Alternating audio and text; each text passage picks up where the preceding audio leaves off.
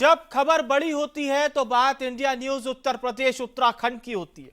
जब मुद्दा स्पेशल होता है तो बात स्पेशल रिपोर्ट की होती है।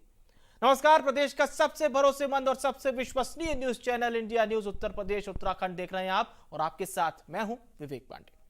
वो साल 2019 था जब उत्तर प्रदेश में भारतीय जनता पार्टी की लहर थी। नरेंद्र मोदी एक ब्रांड की तरह बीजेपी के लिए चमक रहे थे।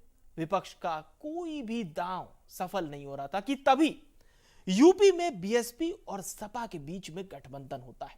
इस गठबंधन से यह उम्मीदें लगाई जा रही थी कि यूपी में बुआ भतीजे सियासी पिच पर बाउंड्री की बरसात करेंगे, लेकिन हुआ कुछ उल्टा। लोकसभा में बीजेपी ने एक बार फिर से दमदार तरीके से सरकार बनाई और विपक्ष के मंसूबों पर पानी फेर दिया था। हार करारी थी तो विपक्ष के लिए भी हार को पचा पाना मुश्किल था। मायावती और अखिलेश यादव ने गठबंधन तोड़ दिया, लेकिन अब एक बार फिर से गठबंधन पर सियासत हाई हो गई है। मायावती ने भतीजे की पोल खोल दी है। इसीलिए आज स्पेशल रिपोर्ट में इसी मुद्दे पर सवाल दागे जाएंगे।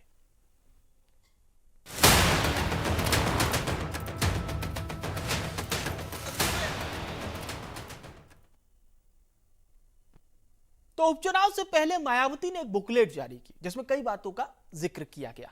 सपा बसपा के बीच में जो गठबंधन टूटा था वो भी मायावती ने बताया।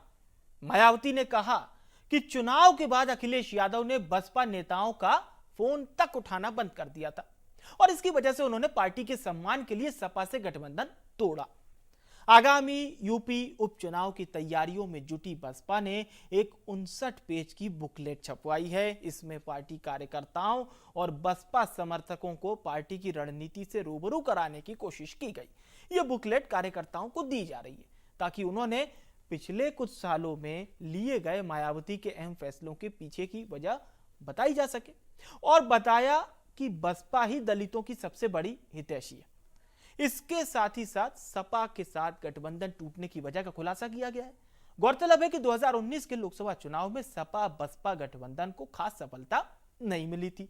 सपा को महज 5 सीटें मिली थी तो बसपा को 10 सीटों पर कामयाबी मिली थी।